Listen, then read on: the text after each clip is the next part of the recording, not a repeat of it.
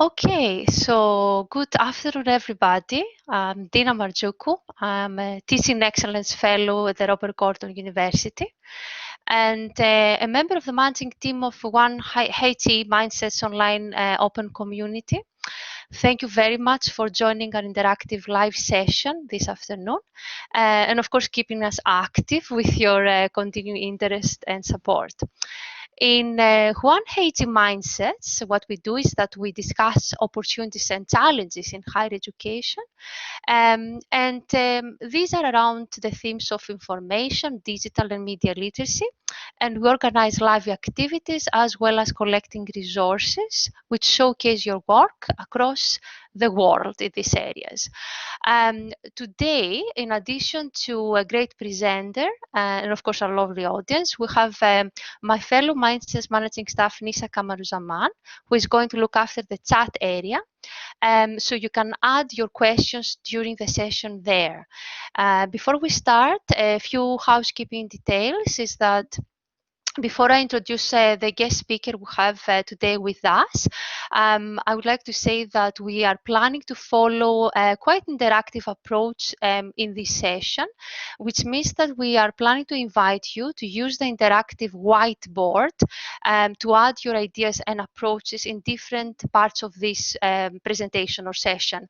So after the end of the session, we are going to distribute a written document on the approach, and I have already sent you that document, but I'm not sure if you had the chance to actually have a look at it. We are also going to send you a toolkit we have prepared and the recording of this session.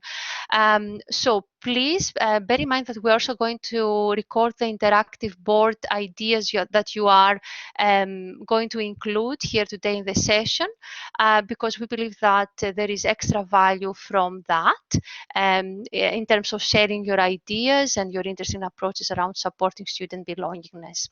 So with that little introduction, I would like to now introduce as well my co-presenter for this session, Dr. Fiona Work, who is a Teaching Excellence Fellow and Senior Fellow of the Higher Education Academy at Robert Gordon University in Aberdeen, here in Scotland. Fiona is a course leader of an accredited postgraduate certificate in learning, teaching and innovation in nursing and midwifery, and also she's a Higher Education Academy mentor for the Professional Development Accreditation route. Dr. Fiona Work has a PhD on male grief and has published international exploring significant personal learning environments. There's a lot more exciting information about Fiona's bio. So I would like to encourage you to have a look and the description of the session, and always, feel free to get in touch with Fiona or myself after the end of the session. So now over to you, Fiona, to kick off the session on student belongingness. Hi, it's great to see you all here today. This is a very interactive session, so you'll see that the chat is running. For those that's maybe not so afraid with Blackboard Collaborate Ultra, if you look just down the bottom to your right hand side, you should see a round circle and you should see little heads there, which is the participants.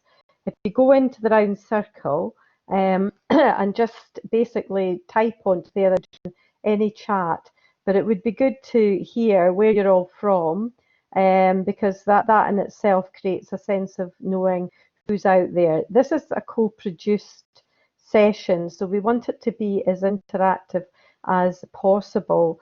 The whiteboards will mean that we will be sharing some of our own practice and some of your practice, and that's probably the best way that we can learn, is by sharing from each other. This went around after the ELISC, which is the e-learning and special interest group in Scotland, was started, and it was presented the QAA Toolkit at Preparing Belongingness, which was shared within the article that we shared prior to the session, and we can share again. And the toolkit itself was produced So what we're hoping from today is to experience a flipped classroom approach to the teaching using the materials that you've had, and explore the meaning of belongingness for students, and we'll do that in a Mentimeter exercise. So if any of you at the moment has another browser they can open, or if they have another mobile phone, you can interact with that exercise. And again, we share that with you in today, and we can send it out afterwards, Wordle that's produced. We're going to appraise various approaches to foster belongingness in the online at different stages of the learning. So we'll do a bit of group work. Now, this has been really great for both Dina and myself, due to the fact that despite we are using much of this, some of the rich co-production that comes from this session has been absolutely phenomenal. And finally, we'll critique the toolkit in itself related to the QAA state belongingness, and we'll do that related to our own practice and group work. So without any further ado, let's get started. What I'd like you to think about, first of all, is, and you might, while I'm talking, go to www.menti.com and use the code. Dina, do you want to share the code with us, please?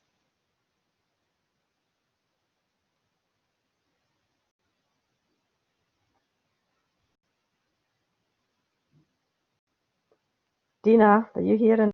I hope Yes, it's coming up. Big. I hope you can all see that now.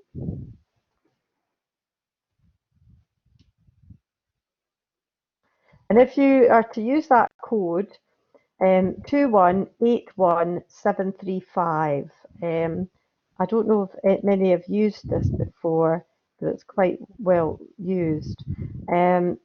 And if you think about any of the virtual groups you belong to, what is that value of belongingness to these groups personally? So we're asking you just to add 3 words which describes how you feel. Now for me, what we're trying to do is collectively see what is important for you. And I think what would be actually of interest at this time and era of COVID-19 that we're experiencing is to maybe think about how higher education institutions across the globe may be dealing with this issue of belongingness in view of the students switching to online distance learning education.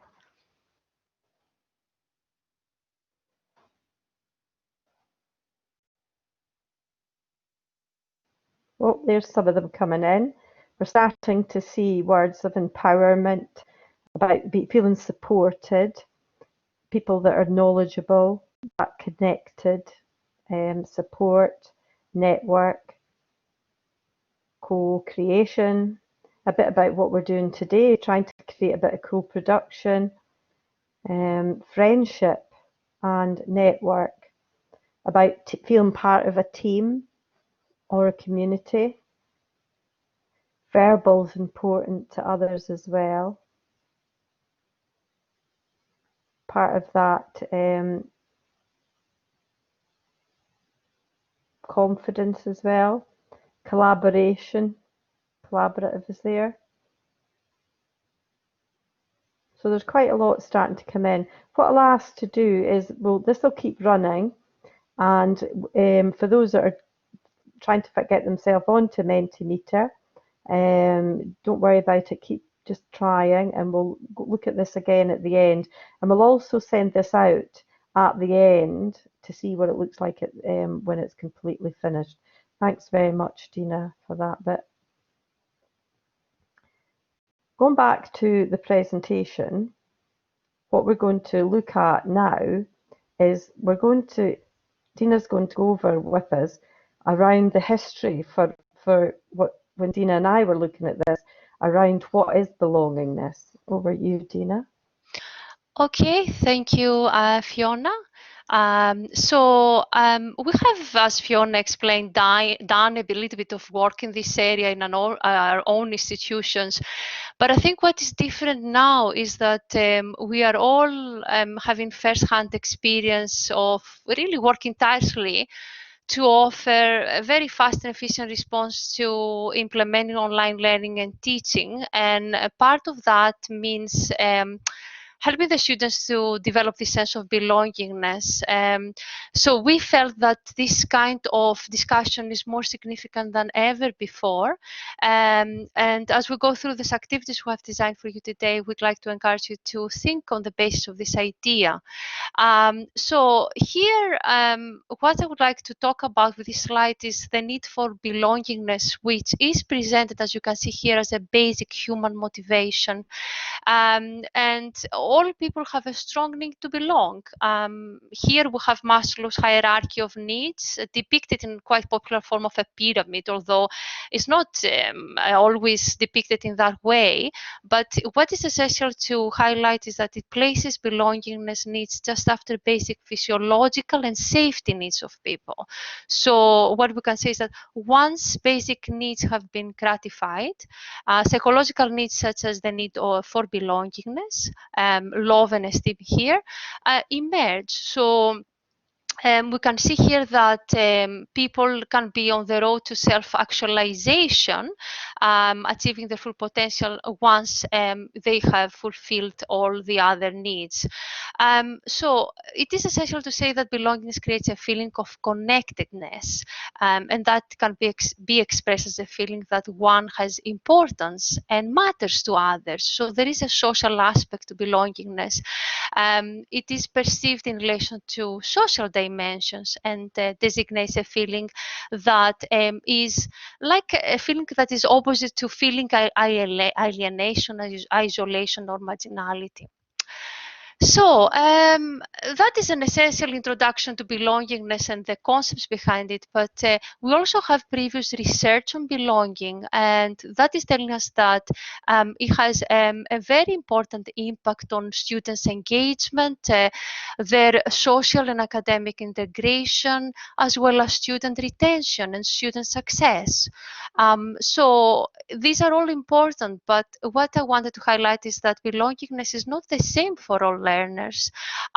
So for example, we have different learning journeys, and we have different really elements that influence the belongingness journey. So belongingness is a multidimensional entity. In other words, we can say that it's not fostered in silo, but it's fostered within institutional course and peer involvement elements. And students are different because they're different on the basis of many characteristics. They're diverse and they have diverse strategies for dealing with their studies and for learning. So what we need to do is really cater for the different stages and the motivations of the students. And we do that by understanding their backgrounds, where they are coming from, their education goals, and there are different layers of belongingness, which is the key message that I wanted to convey here with this slide. Okay, so what layers do we see? And we will cover these layers as we go through this activity, but the layers can be course related or discipline related when we want the students to relate to the program of study. They can be institutional related, for example, when we want to help the students to have a common shared pedagogy and values in relation to their approach to teaching and learning. We have the peer layer that we can say that it empowers students to learn together and develop active learning and lifelong learning approaches. And this is the student peer related layer, but we also have the academic peer related layer that ensures a supportive and inclusive education and inspires students when you give them, you convey a positive role model as an educator yourself or as a professional. So over to you now, Fiona, to tell us a little bit about the toolkit and what we're going to be doing today with the whiteboard. I've just messaged there that basically co-production coming up. So I hope you're ready. There's no snoozing on this webinar. Okay. Basically, what we're going to do is go through the toolkit with you. And the QAA Toolkit had the 5 areas, and they said you can look at creating belongingness predominantly before the modular course starts, starting the course, during the modular course, related to the modular course assessment, and end of module or course. So we're going to look at activities here which can help foster this belongingness. And what we'll be doing is we're going to be using a whiteboard to add your thoughts. So what we're asking you to do basically is to start to think, what can you do just before the course starts? Now, what we're going to also send out with the materials that you've got today is we've put the toolkit. It's a bit hard to read it because this is actually in a A3 piece of paper, and it's quite good to work with the module teams or course teams to have these discussions, and this is the way that we've used them in the past. So what we'd like you to do is we'd like to share some of the things that you think that you're doing before the module or the course starts. Now, if you go up to the left-hand side, you'll see there's a pencil. If you press on the pencil there, you could do some writing. Or if you actually, often it's better to do it in the text, you can start to type on it. I think the best option is to use the T for the text. Yeah. So yes. And what we'll do is Dina's going to make it a bit larger as we go along, but it'll be quite good for you to start adding some of your own ideas onto the whiteboard. I've put about preparing a video. I see someone's already asking, hey, and someone else is having the practice. Someone else has written, send a welcome message. So I think the text is probably best. If you can see the T up at the top, we could have a WhatsApp group or a forum. It's saying to share the preparation for the course, an introduction, getting to know and meet others on the course, which is a good thing to do. And sometimes that can, especially in the COVID related at the moment, it's sometimes a bit challenging and difficult for this. Some people's put about pre-reading. Someone's put a digital essentials and a bit about the. Can someone type in what they mean more about the digital essentials, please? Someone's put about ice breaking, having an exercise where they're starting in a relaxed environment to do this. I can see here play an interactive game so students get to know one another. I think that is a good idea where you're taking them out of the learning. And I think that sometimes can break down the imposter syndrome. Some people, especially if it's on an online environment like we are having to prepare at the moment due to the COVID situation, some students may have been used to that face-to-face contact with academics, and as they go into year 2 or 3, they're suddenly in a fully online environment, so that a lot of that imposter syndrome can be quite challenging. I think that's some of what we've got there. And a bit about the minimum specifications. Can someone with the digital essentials type up a little bit of expansion on that for us, because that sounds interesting. An overview of digital tools students expect to use. That's a really good one, because immediately they're already on forums like this at Blackboard Collaborate. They may be on some of the Microsoft Teams for teaching, Zoom, many of these digital platforms. And someone's saying I did the minimum specs and digital tools. Do you want to expand, Mark, a little bit about that to give us an idea of some of what you've used? So Dina's going to feed back. Sorry, do you want me to speak on or type it up? No, type it up, Mark. That would be lovely. Okay. Just expand on it because it sounds interesting. So basically, some of what the QAA Toolkit itself says is about already providing a carefully planned induction. It's about sometimes commissioning a short video from that learners can further learn on. We did this on one of the modules that I was on. We did a silly video with the sheets of paper that you often see with just writing on it. You see them on social media all the time. The students really liked that. The positive feedback we had was amazing.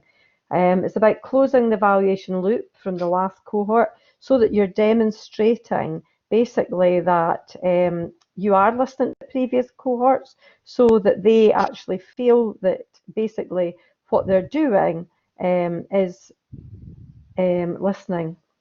Making sure the institutional guidelines are inclusive and creating a safe space for learner communication. Some people said on the whiteboard some of the exercises. I think those icebreakers and those exercises take the student out of that pressure right away from having to type onto online forums perhaps and feel that imposter syndrome.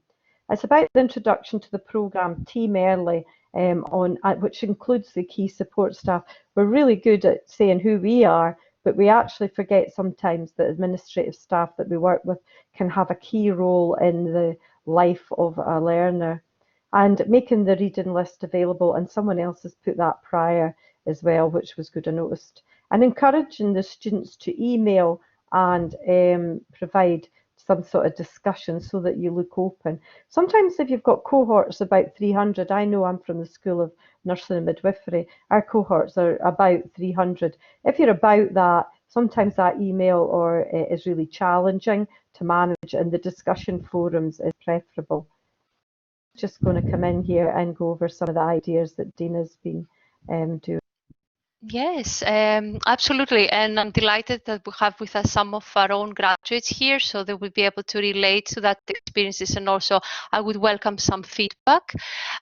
So for me, it's not about just transferring educational content online. I think both students and staff need new learning and digital communication skills to be in a position to collaborate online, engage, communicate, interact, but also create and problem solve. So what I do in my welcome and my preparatory activities for the students is to help them cultivate these modern digital social skills in addition to the advancement of the subject direction. So here you can see a few examples from my practice of what I do before the course starts.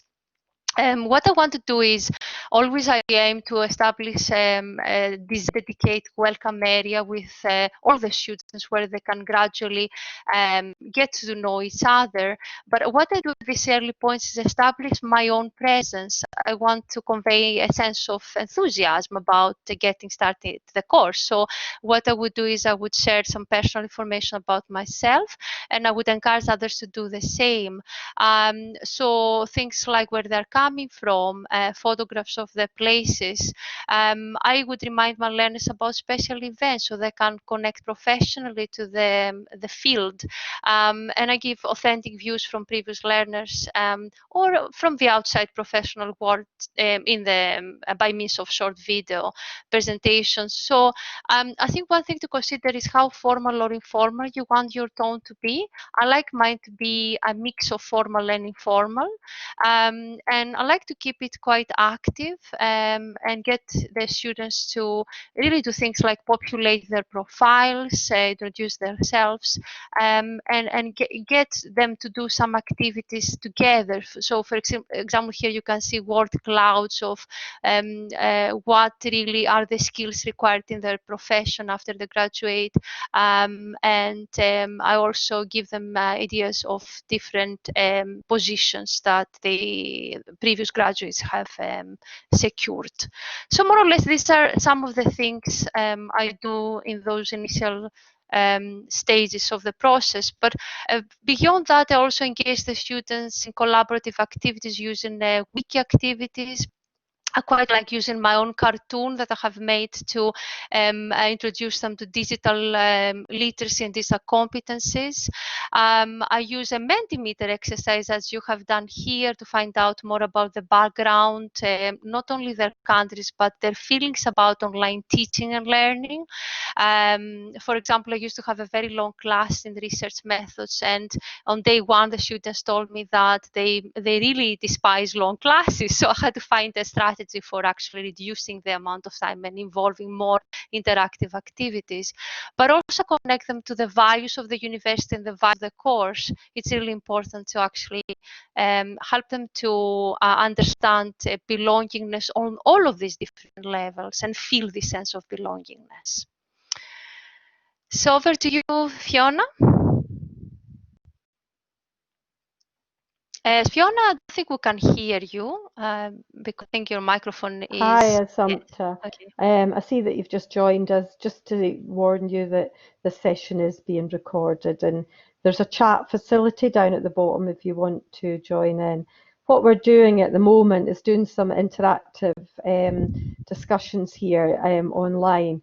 And if you look to the left, again up at the top with the text box, if you could start to type basically some of the things that you're doing, that when you start the modular course, when you're just actually starting it, how you again can start to interact with students, what I've written there, using that text there as icebreaker. And hopefully Dina will make it a bit larger so we can see it. So again, would you be kind enough to start typing some of the things that you think would be good to introduce belongingness within the student population that you're working with?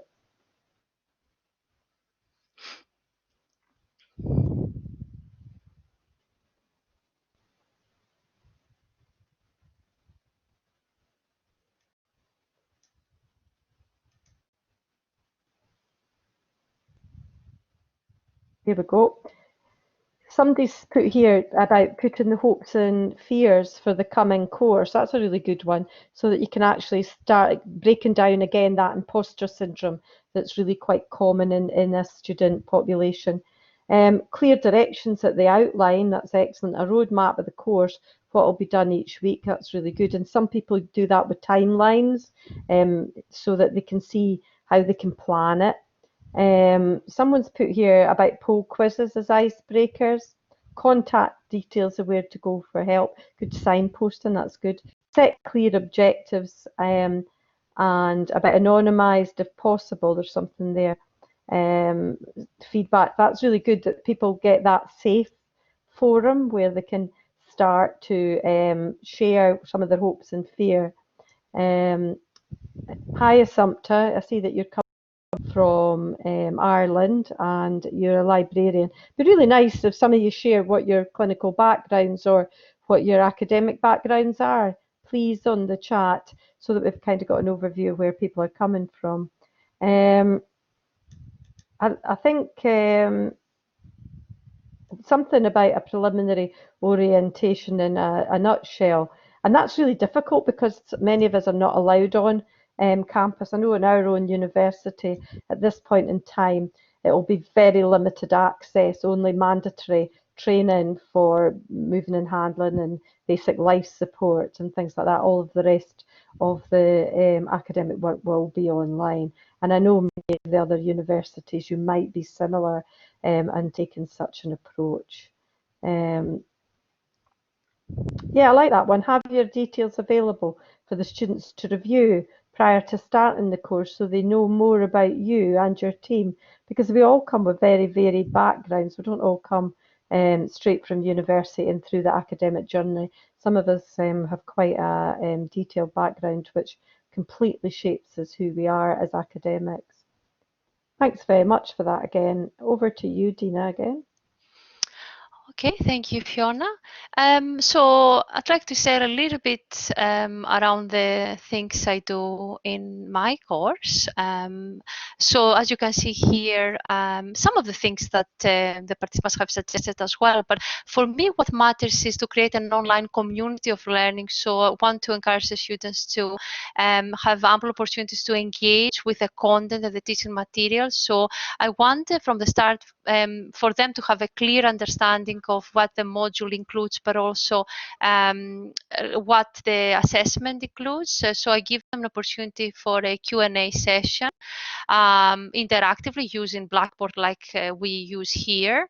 I give them a short video to introduce the first topic because I think it's quite nice to have this direct communication with them. And what I would like to do is showcase previous students' work, the best examples, because that will give them this incentive to try a little bit harder. So again, what matters is really for them to have clarity and to gradually establish their participation and start gaining a sense of community. Because what I come across a lot in the online distance learning specifically is the fear about how do we go and learn online, and also what is legitimate to add online and what is not. You know, all these ideas about online behavior really. So what you could do at this point is maybe also establish the do's and the don'ts of what your expectation is around the module and the communication. But generally, I would say live sessions early in the module are very important, and also opportunities to allow your students to experiment with technology as well. Last year, I introduced an online sandpit where students could use different tools and technologies, which I'm planning to use more proactively this year. But you can also set up a virtual cafe by give some specific activities to your students rather than just tell them there is an online cafe there, because they will never really use it in that way. So really think about what interactive activities you are going to include and how you are going to make this sense of connection with your learners. That's more or less what I would say for these initial stages of starting the module or your course. And Fiona, over to you. What basically the toolkit itself said, again, about the having an introductory video, having members of the class introduce themselves. I think a bit like what we've tried to do here today, we've done it online because we didn't know how large the cohort would be, and we could have spent the whole hour actually introducing ourselves. I think it's about providing a calendar of key dates for the module. That's well known within the literature that students go straight to when there's the summative assessment.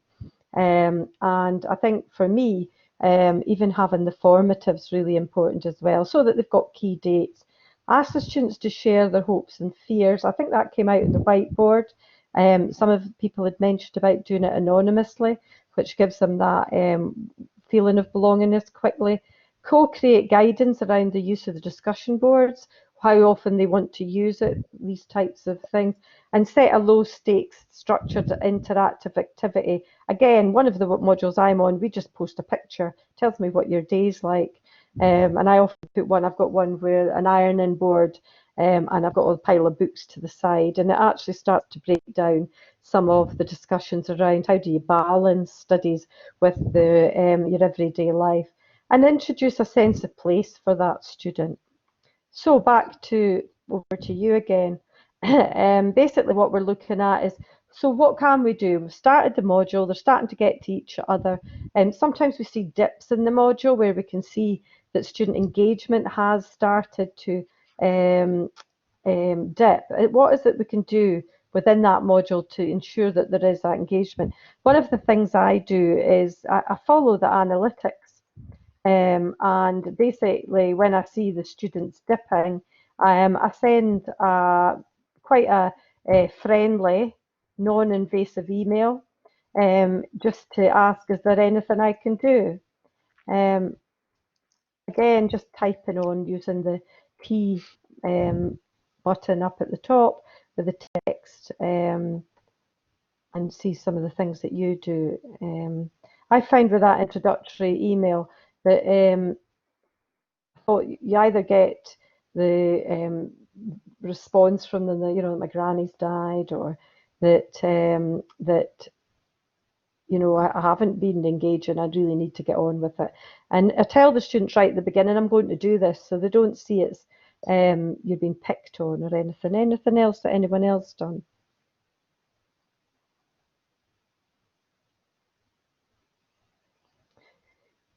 Great, keep accountability in the forum. I like that. How do you do that? Who's put that? And could you type a bit more what you mean about that, that accountability?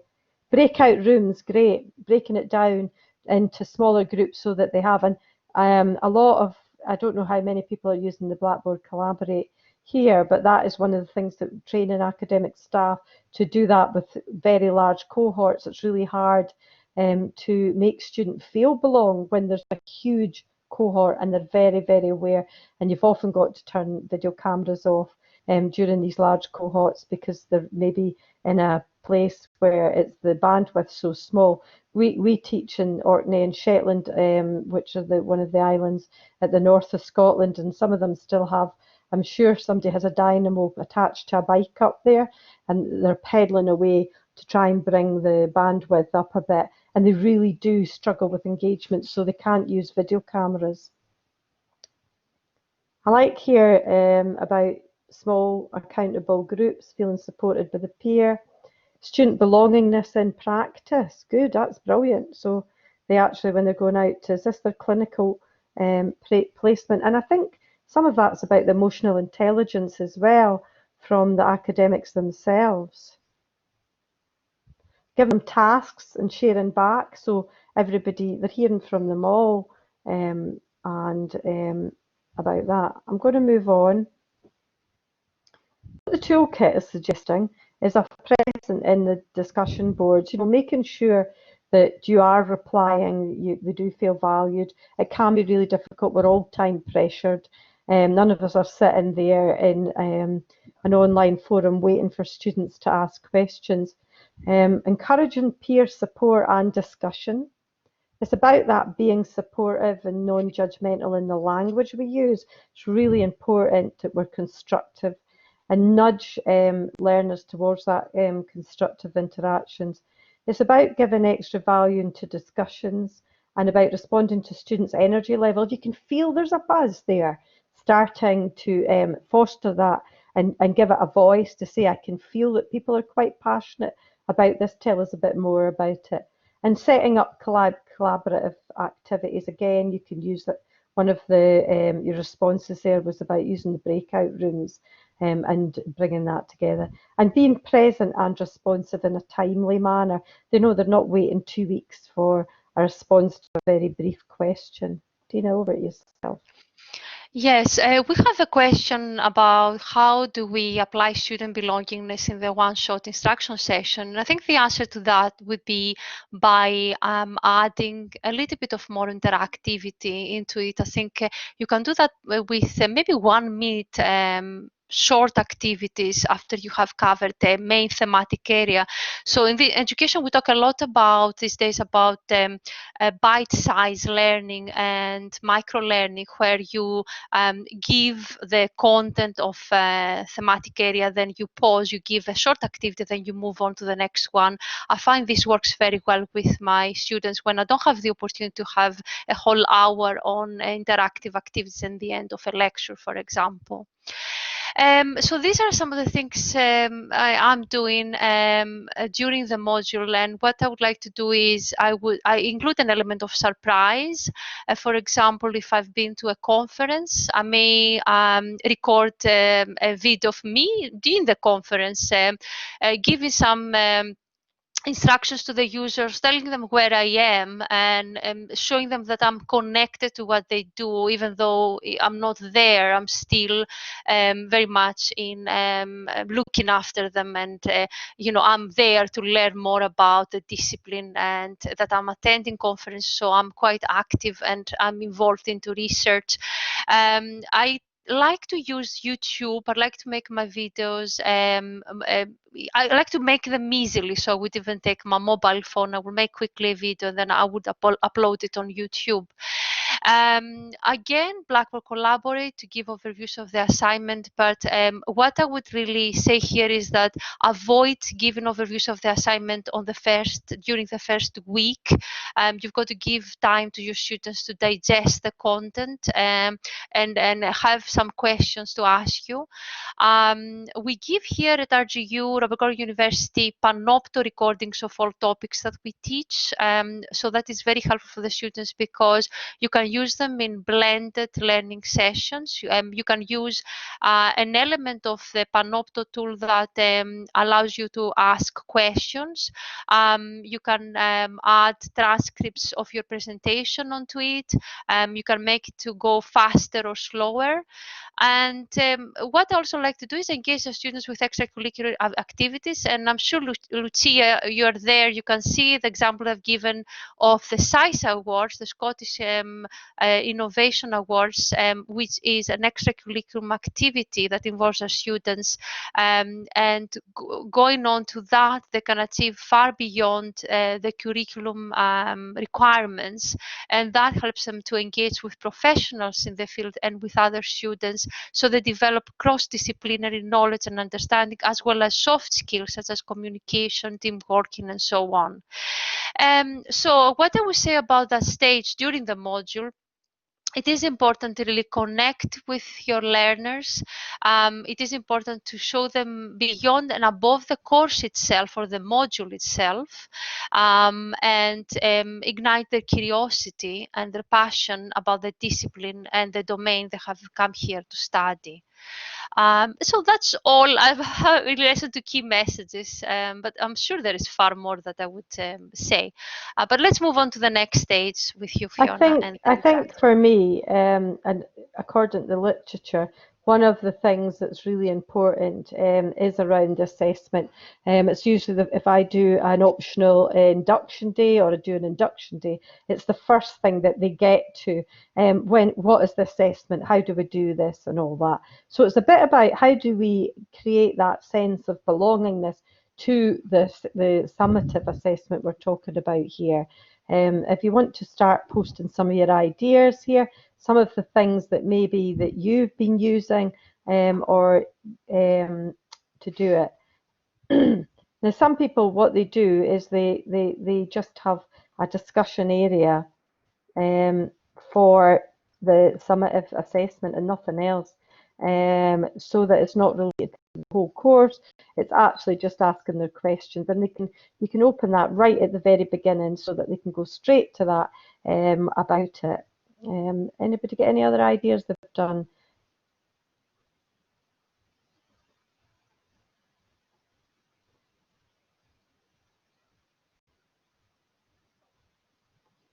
One of the other things I've done as well is I've done a panopto recording on the assessment as well, so that basically they can actually hear my voice talking them through the summative assessment, and they can put a face to myself as course lead or module lead. Anything else that anybody's done? Good. Someone's put, I learned some gamification strategies for information-based products. These would be wonderful as well. We're doing some virtual community development just now. We've got like a virtual hospital, a virtual police station, a virtual ambulance, where again we're using gamification. But can you tell us a bit more in the chat, whoever's put about the gamification strategies, how they've done with that? If submission dates are flexible, ask students if they've many other assessments due that day or week. That's really good. So they actually are, you're listening to the students, they feel like that you're looking at their workload, so they feel included. Again, that co-production of learning to the end product, which is great. Anything anyone else has done? May I add an idea that just have in my mind, and I'm going to share, of course, but I was thinking about this idea of forward feedback and helping the students to create this sense of belongingness to the course by means of clearly understanding what is expected of them and how they can further develop in the next modules or the next part of the course. But let's look at the additional. I really like that. A college uses a chat to capture back channel conversations, prevent misinformation between students. Absolutely. It's one of the probably the biggest challenge where we've got where students are telling each other what they think the summative assessment is and how they go about it. And when it's like Chinese whispers, if we could actually capture that in a positive way, it seems to go around faster than when we send emails, and it seems to be much stronger message than when we send emails. So that's a really good one. I like that one. Okay, I'm just aware of time. I think some of the things that the QAA Toolkit is saying is about including a discussion board just for assessments, which I've used before. Include a formative that's actually built into the production of the summative.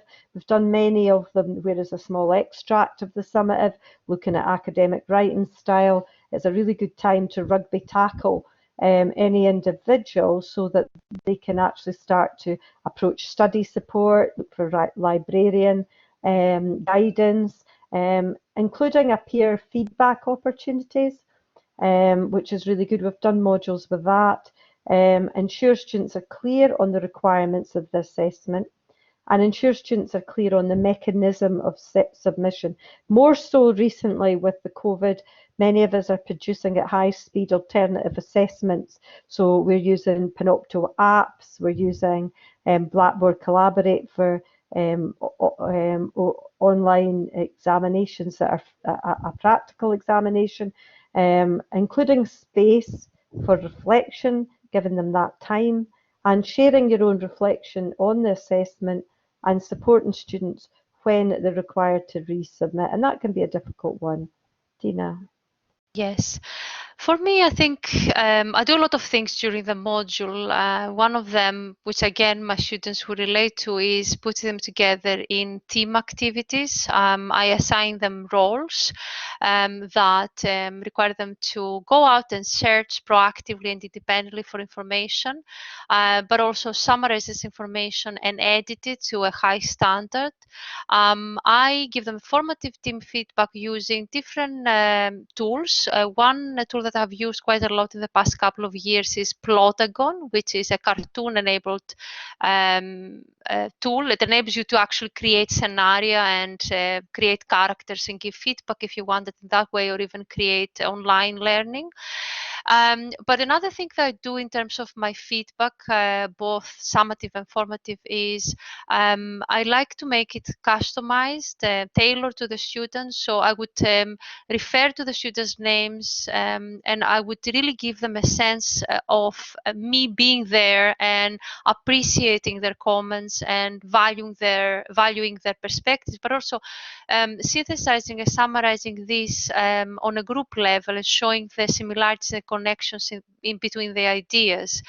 But I think with COVID-19 we have many different changes that have to be made in terms, for example, of online feedback and assessment, and there are great opportunities for in-text feedback, which I personally quite like using to give more tailored feedback to the students and highlight specific areas and parts in their assessment that could be further developed and enhanced.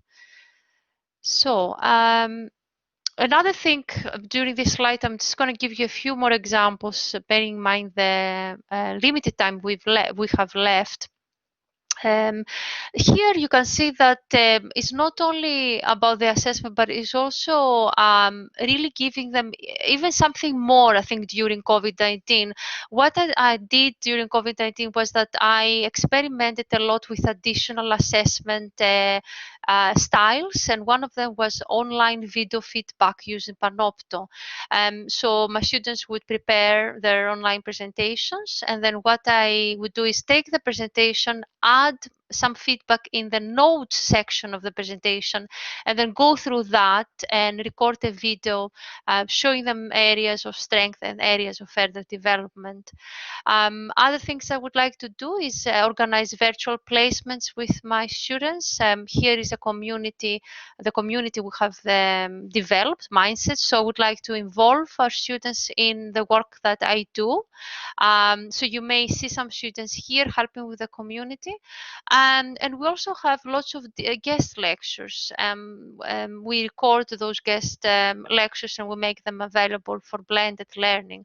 Finally, I'd like to involve the students in interactive activities. For example, a student blog where they reflect upon the learning. I've done this before using Blogger, very simple to set up and run. But recently we also have other things like, which I'm going to talk later, an online journal that the students will manage and run. So these are some just examples of the things I have been doing with our own students here.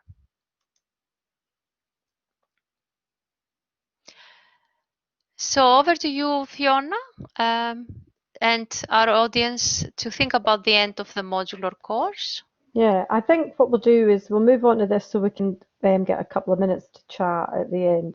I think at the end of the module, some of the things the kit is about revisiting those hopes and fears, about exploring the tutor thoughts and benefits of the module for your future work, and encouraging the completion of the evaluation. Remember, we're going to try and close the evaluation group loop. The kit at the beginning had said that we took one cohort's feedback right at the beginning. So again, we're revisiting and ask students to post tips for the next cohort. I've done this and shared it with the new cohort. I've done some letters, asked some students to write a letter. I've had at the end of their training, looking at new student nurses, and it's quite funny, and it's actually, the students love it, and it's down to basics like, remember to get a really good pair of strong shoes. You're going to be on your feet a lot. And sometimes producing a video for the next cohort. Some of the students have done that so that they feel part of a community, those communities of practice that we talk about in the literature. Tina. Exactly. Thank you, Fiona. I think it's needless to say the importance of social media and connecting with students, as we have already explained before the beginning of the course. Sometimes during the course as well, but mostly and more importantly at the end of the module of the course or the course, because this gives them a chance to connect with you as professionals. And what we are doing is that we have opportunities to engage our alumni. So we have a program that's called the RGU Professional Mentoring Program, where one of our previous graduates can act as a mentor for the current students. And this has been a very rewarding experience for the students, but also for the mentors themselves who want to develop their own reflective portfolio in relation to advancing their own professional careers. But there are other rewarding points you can say, for example, student prizes, opportunities to participate in events, and to engage with the professional sphere, as well as the student journal, which I mentioned, which is a new addition for this year, and we are currently working on that, where we can get the students to actually publish their work and connect with the wider discipline. So there are lots of things that you could be doing at the end of the module, but most importantly, remember that this is your students are not just your students, they are your networks and your contacts after they finish their course or module, and this is really essential, I believe. Thanks, Tina. I think I will just open up for the last little while for some interaction. If you're kind enough to turn your cameras on or your microphones on to ask some questions, please. Yes, I can see Lucia is saying about experiencification. Is that right? Am I pronouncing this correctly, Lucia? Experiencification. And I don't know what that means, but it would be very interesting to add a few more details about that, Lucia, for us. Lucia, we could put that out afterwards if you want. You said you've got things to share with, but I don't know if you want to bring some discussion in here about it.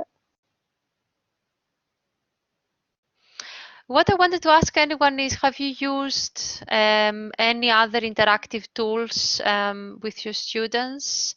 And that, you know, they worked? For example, I hear a lot about tools like Kahoot for quizzes or Slack for teamwork and things like that. Okay, so Claire, you have used Kahoot, and so what have been your experiences so far, and do these work, and how do they, where do you actually position them? Do you use them at the beginning of the course, during the course, towards the end of the course? How does this work?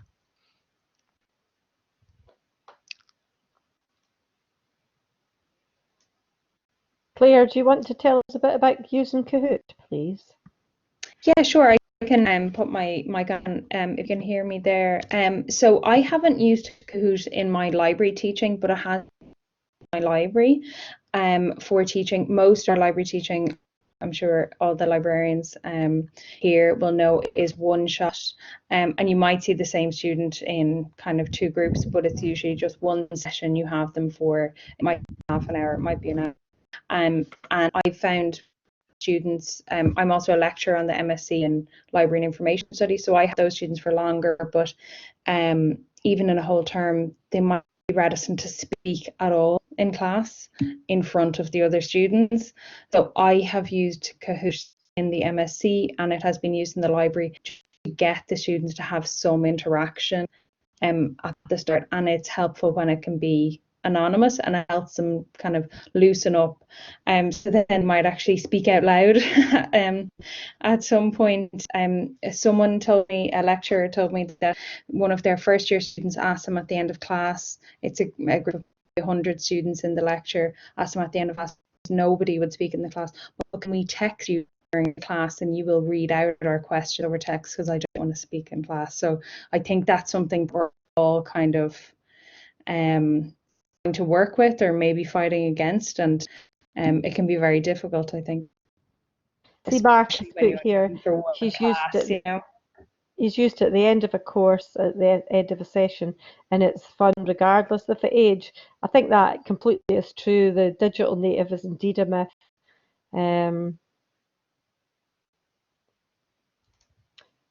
Lucia, the website you see the software promoted is, you've sent the URL there, you've added it in for others to be able to look at again. Thank you very much.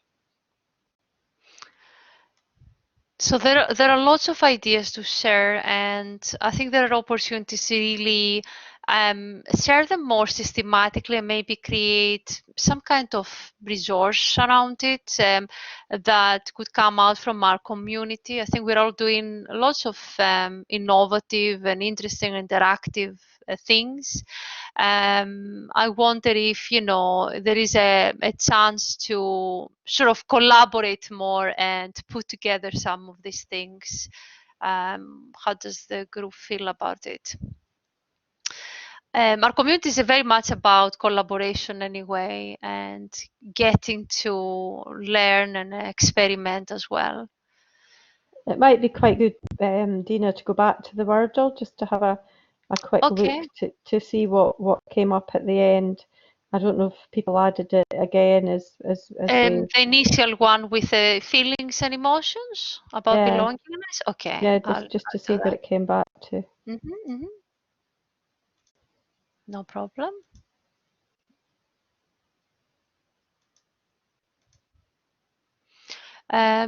So we have these areas added. So perhaps if people could add a few more after the session now, by revisiting this idea now. I think the ones that have camaraderie, that's been added since we saw it before. Somebody about feeling safe, shared goals. I'm just seeing, but validation of thought, that's really good, just where they feel valued about whether their thinking is not mainstream, or whether they whatever, just that validation that it's important to everybody. A bit about being part of a team, I think, in there, and included. I don't think I saw that before. Mark's posted something similar in Nearpod, time to climb where graphics race to the top of a hill, which is a similar concept to Kahoot. Thanks for sharing that again. Does anybody have any last questions just before we finish? Can I just say a massive thank you for your contribution and your sharing of some practice, which is always good for both Dina and I. We always come away going, we haven't done that. That sounds something that we would like to try. And that's what today is about.